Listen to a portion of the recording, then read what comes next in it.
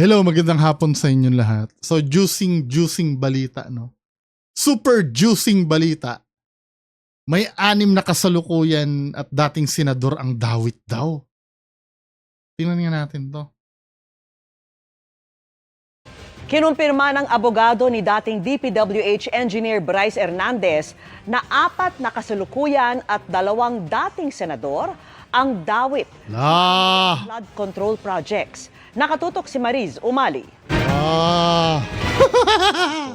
True phone. Ang pasabog ni dating DPWH Engineer Bryce Hernandez hindi pa raw tapos. Depende sa mga makikita sa computer na itinurn over niya sa DOJ, pwede pa raw may iba pang senador at iba pang mga mambabatas ang mapangalanan. Ayon yan sa abogado niya si Attorney Raymond Fortun. Si Bryce, sinabi niya na yung salaysay na binigay ni Engineer Alcantara ay kulang pa. Meron siyang mga binanggit sa Sabi ko na eh. pangalan. Base ito doon sa kanyang Sabi ko na eh. Bagamat nagsasabi si Alcantara, feeling ko medyo totoo, no?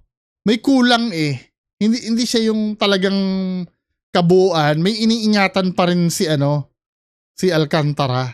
sinabi niya na yung salaysay na binigay ni Engineer Alcantara ay kulang pa. Meron siyang mga binanggit sa akin ng mga pangalan. Base ito doon sa kanyang recollection of yung mga tao na meron silang mga naipasok na mga proyekto dito sa Bulacan. Na ano? Again, mga proponents noong mga projects. Kinumpirma niya ang ulat na aabot sa 4 na kasalukuyan at 2 dating senador ang madadawit. 4 na kasalukuyan, ano? Tingnan nga natin. Wait lang, investigate tayo. So, 2 na. Alisin muna natin si Bong Revilla. Diba? 4 na kasalukuyan at 2 dating senador. Tingnan natin listahan ng mga current senators. Philippines.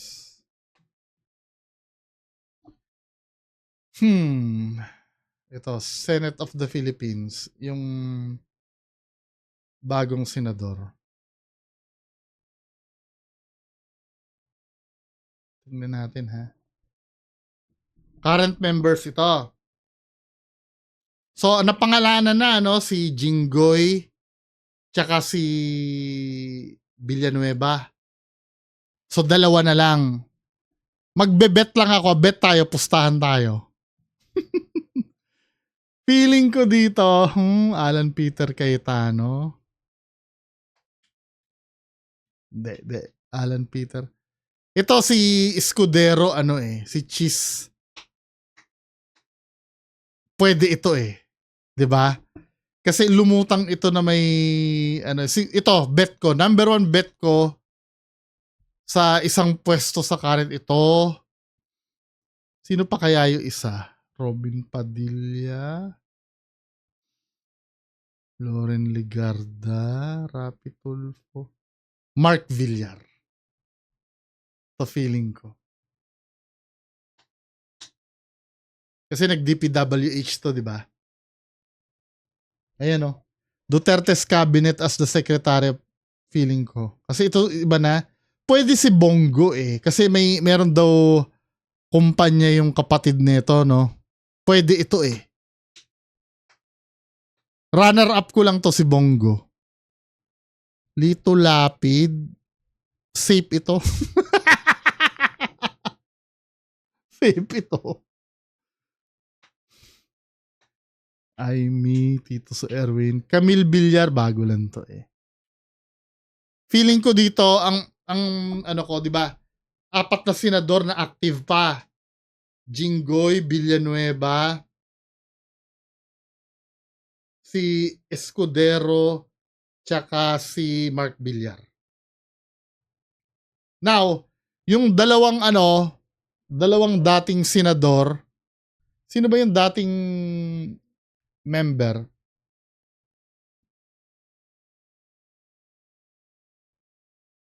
Tingnan natin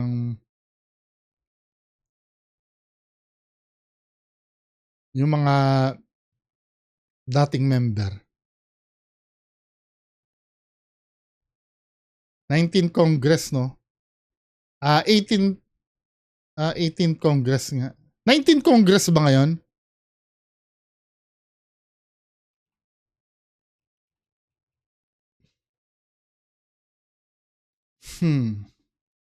Senators na 18 Congress. So dito natin kukunin yung yung dating, so kumpleto na tayo, no? Mark Villar at ako, Chis Escudero. Runner up ko lang si Bongo. Now, dito sa si Budots, automatic ito. Kasi yung nagpangalan kay Bong Revilla kasi si Alcantara yun, hindi si Bryce Hernandez eh. So sabi nila may dalawang hindi na daw senador ngayon. Sige, si Bong Revilla yung isa. Yung isa, 80th Congress, Angara, Binay,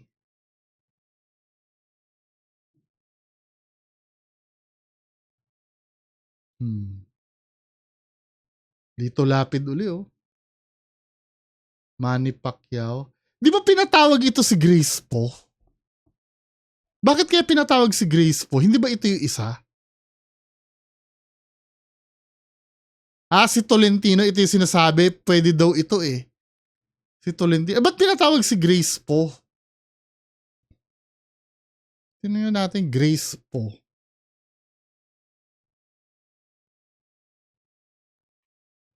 Grace Poe.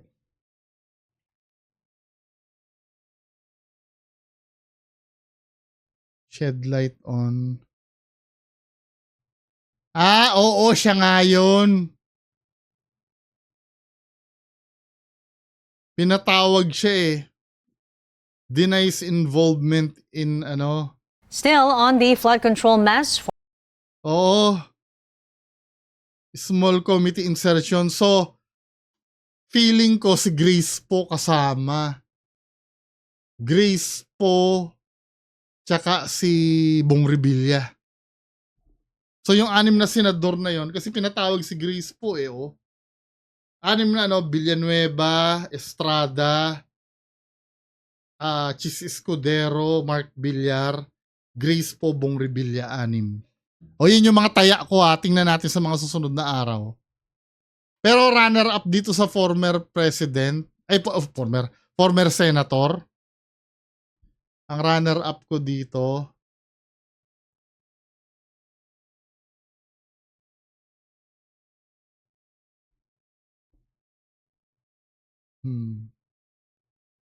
Binay? So, si Tolentino. Or si Senator Cynthia Villar pala. Sorry. Ito runner up ko, si Cynthia Villar. Cynthia Villar, yun lang. Tingnan natin sa mga susunod na Grabe no? Kaya pinatawag si Grace Poe. Kasi may insertion siyang Anyway, Pero hindi raw sila magpapangalan basta-basta hanggat walang ebidensya. Sa ngayon, 3 senador na ang nabanggit. Sina Senador Jinggoy Estrada, Joel Villanueva at dating Senador Bong Revilla. Lahat tumanggi na sa alegasyon. Hanggang hindi pa malamang. Wala nga namang umamin yung mga yan. Ano ba? Lahat tumanggi na sa alegasyon. Hanggang hindi pa talaga na-unseal at nabubuksan yung laman nitong computer, mas minarapat po niya na hindi na lang po muna magsasalita para hindi siya nagtuturo ng mga tao kung sino yung mga personalidad, kung ilang bang senador talaga ito, kung whether incumbent or whether ex-senators. Sa kanya, it is better na hawak niya mismo yung mga dokumento na meron na siya, para mas mabuti at mas malinaw at mas detailed yung kanyang masasabi tungkol dito. Ang sigurado, sabi ni Fortune, may mga ebidensya pang ibibigay sa Hernandez sa Department of Justice para suportahan ang testimonya niya. I understand na meron pang mga 2 to 3 boxes na hindi pa nga na-turn over din. Sabi ni Senate Blue Ribbon Committee Chairman Panfilo Lacson, nasa DOJ na ang mga nakuhang ebidensya kay Hernandez, gaya ng computer at mga folder kaugnay sa investigasyon sa flood control projects para ma-preserve at maisama sa investigasyon. May sworn statement na raw na ibinigay sa DOJ si Hernandez. Bukas, magpapatuloy ang pagdinig ng Blue Ribbon Committee. Imbitado pa rin si dating DPWH Undersecretary Roberto Bernardo. Naku, ito yung tinuturo eh. Sa pahayag ni na DPWH Engineer Henry Alcantara, si Bernardo ang kausap niya sa pagbaba ng pondo at kung sino ang proponent o mambabatas na mabibigyan ng porsyento.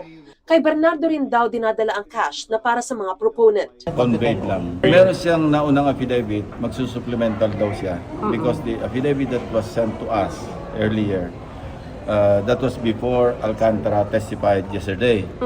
So ngayon, after hearing the testimony, nagpasabi na magsusupplemental. I don't know, wala ko idea. Without saying too much, sir, sa affidavit ba niya may mga names din siya? Wala akong idea. Let's see tomorrow. Siya yung magiging susi dyan kasi siya yung naglagay sa kanila dito sa Bulacan eh. So siya yung parang tinuturo nila lahat, silang tatlo.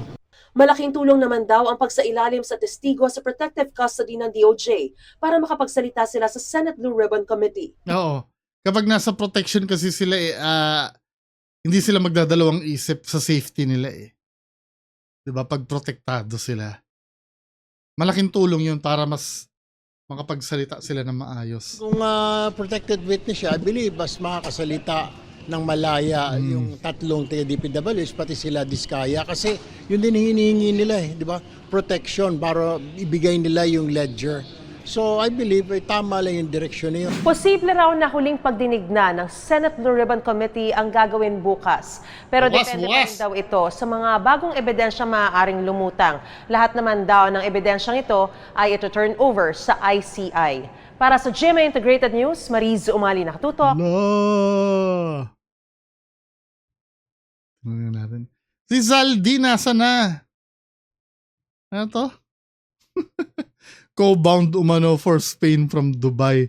Mukhang nagtatago na to Matapos magpaalam para magpagamot umano sa Amerika, sa Spain daw ang bagong destinasyon ng kongresista. Handa raw si Kona sagutin ang pagkakasangkot sa kanya sa flood control scandal. Ang tanong, uuwi naman kaya siya? Yan ang agenda report ni Mavic Trinidad ng Abante.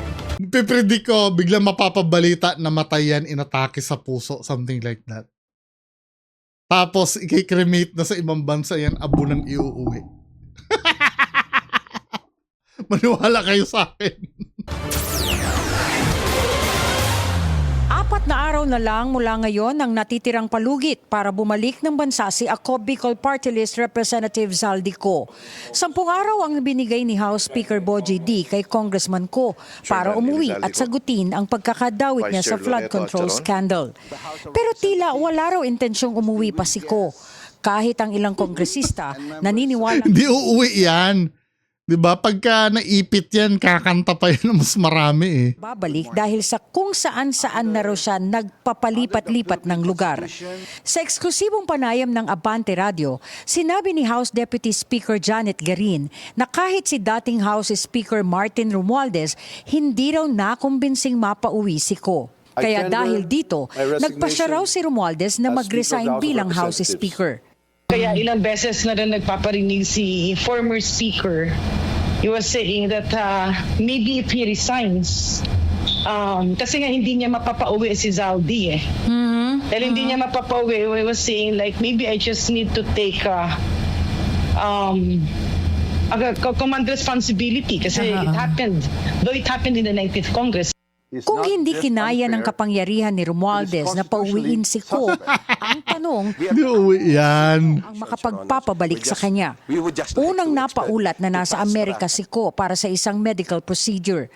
Pero base sa flight records na eksklusibong nakalap ng politico.com.ph, Galing ng galing ng mga nag-research. 8:05 ng umaga kanina, umalis ng Dubai si Co patungong Madrid, Spain. Inaasahan ang kanyang pagdating doon ng 7:20 ng gabi, oras sa Pilipinas.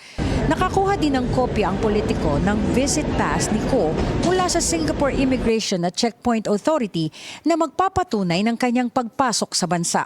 Sa mga dokumento, inisyuhan si Ko ng Singapore ng 30 araw na visit pass noong September 16 na tatagal ng hanggang October 16.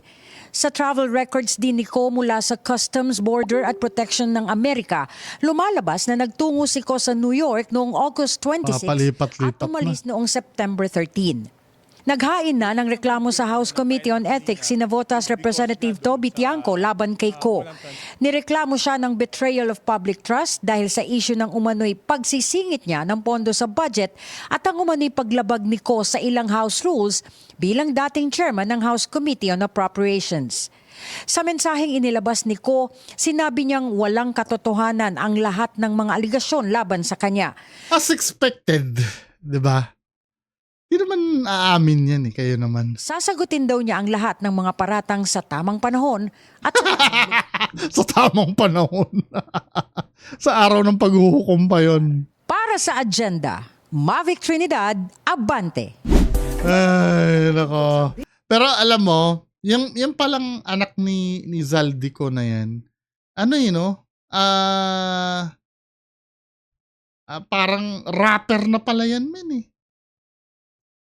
Tignan nyo. Ito yung anak niya, no? Ano din daw to parang fashion designer din ito Yan anak ni si Ellis ko. Tapos nagra-rap din pakinggan natin. May copyright ba yung ano nito? Yung kanta nito? I-delete ko na lang kapag may copyright.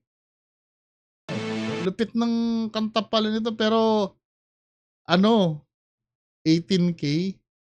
Ngayon lang tumabo ng views Tapos 343 subscribers meron siya. Nakalagay dito Bonjing God. Unlike po, you can spell corruption without ko.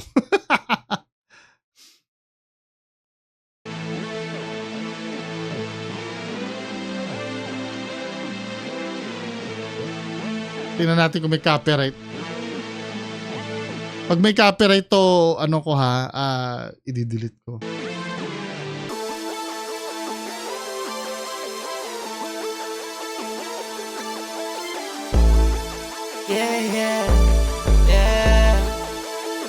Lunod na lunod sa autotune Fuck with me, you gonna get the gun. Got that security, so you better run. Spend money on my jacket like it's none. When I spend, man, I'm a man. Yeah.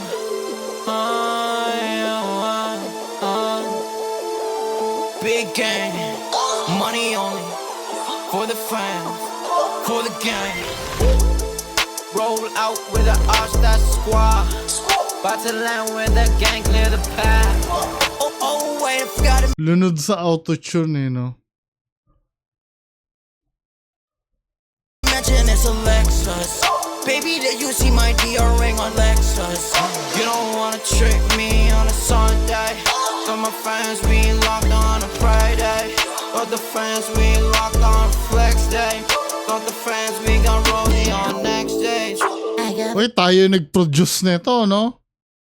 Mga taong bayan ang pumondo sa sa music niya.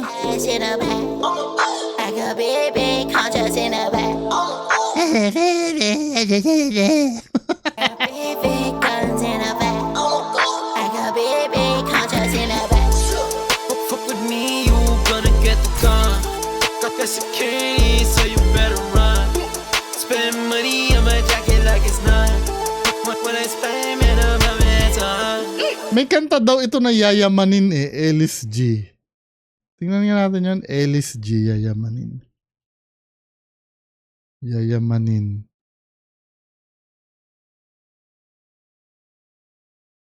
Title ng kanta na Lexus. Yayamanin. What do you mean?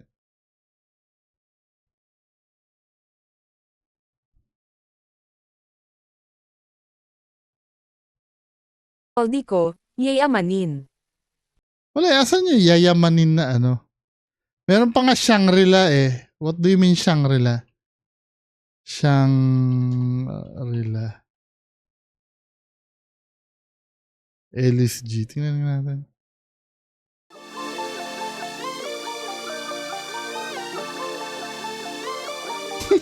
Salamat ang nilaglag mo. Only you sing, yeah, my trouble. Only you sing, yeah, my trouble. Only you sing, yeah, my trouble. I got my riding on my red, yeah. I've been going out of town, yeah. Parang lamok eh. No?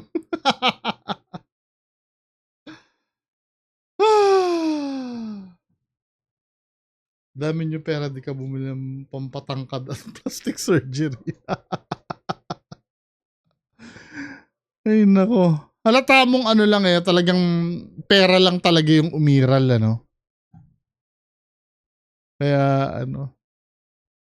So next, no, punta tayo dito sa isa, yung mga luxury vehicles daw na sinuko. Ipinatawag na rin si Senador Chis Escudero ng Independent Commission for Infrastructure o ICI. Oo, mukhang siya nga. Ng 4 pang dating opisyal ng DPWH. Ang isa sa mga opisyal ay nagsuko ng sasakyang hanggang 35 million pesos ang halaga. At nakatutok live si Joseph Moro. Joseph! Vicky, ito yung 30 to 35 million pesos na luxury vehicle na itinurn over nitong si dating DPWH Bulacan First District Assistant Engineer Bryce Hernandez sa Independent Commission Independent Commission for the Infrastructure or ICI. At katabi nito, Vicky, yung isa pang luxury vehicle din na 12 million pesos naman na itinurn over din ni Hernandez sa ahensya.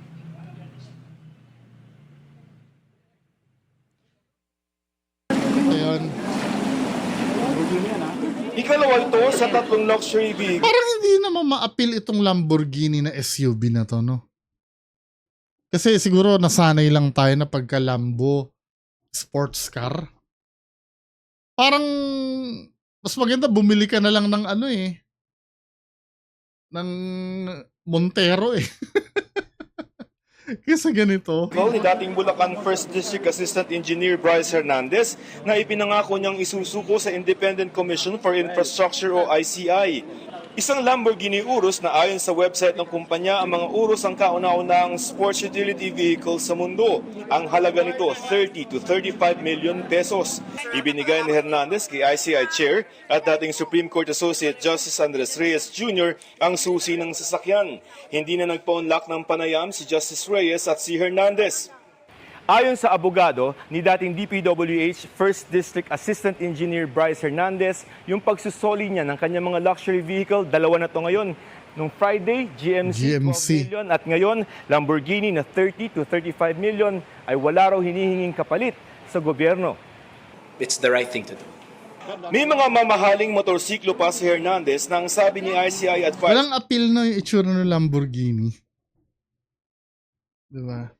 Sir at Baguio Mayor Benjamin Magalong ay isusoli pero ayon sa kampo ni Hernandez ay pag-uusapan pa.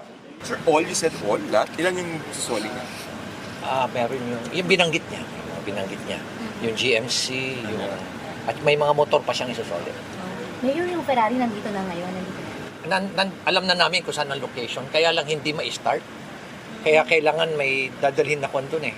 Kasi kwan pala yun eh. Parang hybrid siya. Hybrid. Hindi ma-start kaya hindi nila madala rito. Pero makukuha na namin yan. Hindi pa namin napag-uusapan with regard to that. Sinabi na dati ng ICI na ipasusubasta ang mga isinukong luxury vehicles. Ngayong araw, ang mga Pagka pinasubasta mo yan, sila lang ang magbibid dyan, di ba? Baka mura pang makuha yung mga yan. itinuturong mga nasa likod ng kickback mula sa budget ng mga flood control projects ang ipinatawag ng komisyon. Sina dating DPWH Bulacan First District Engineer Henry Alcantara, Assistant Engineer Hernandez at Assistant Engineer JP Mendoza. Ipinatawag din si dating DPWH Undersecretary Maria Catalina Cabral na umanin naglako ng mga insertion sa National Expenditure Program ng DPWH kay Senador Tito Soto. Tumanggi silang magbigay ng panayam sa media. Si Alcantara halos 2 oras na humarap sa closed-door na pagdinig ng ICI. Pero wala pang Marami sigurong kinantayan, ano. lalabas na pahayag ang komisyon tungkol sa naging testimonya ng 4. Ipinatawag din sa pagdinig si dating Senate President Chis Escudero. Si Escudero at si Ako Bicol Party List Representative Saldico ang itinuturo ni House Deputy Speaker Ronaldo Puno na nasa likod ng manomalya umunong insertion sa 2025 budget. Yan ay klarong paglilihis. Nakahanda kaming ipaliwanag yan kung sakasakali. There were no insertions? Amendment sa pinapanukala ng mga miyembro ng Senado. Amendment sa pinapanukala ng mga miyembro ng Kongreso. Si Congressman Puno hindi sa bahagi nga ng Kongreso pa nung panahon yun. Kaya hindi ko alam kung saan siya nagagaling. Itinanggi din ni Escudero na may small committee sa BICAM. Nakakadala, no?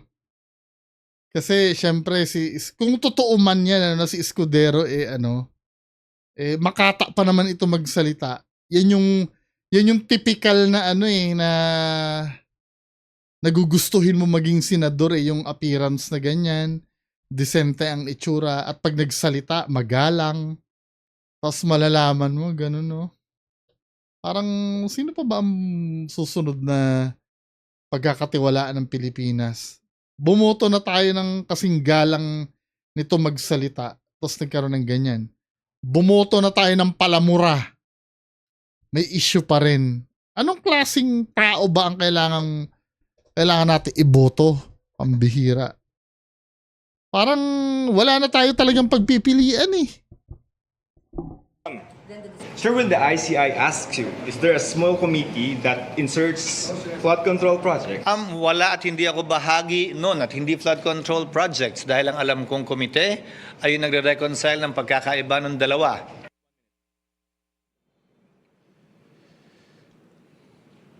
Vicky, dumating din dito sa ICI itong si House Speaker Faustino D. Bitbit. Yung mga dokumento ng House Infrastructure Committee, ipinatigil na kasi ng House yung kanilang pagdinig at ipinauubaya na lamang nila ito sa ICI. Anyway, mga kababayan ko, yan lang po muna pag-uusapan natin ngayong hapon. Magandang hapon sa inyo lahat. Bye-bye.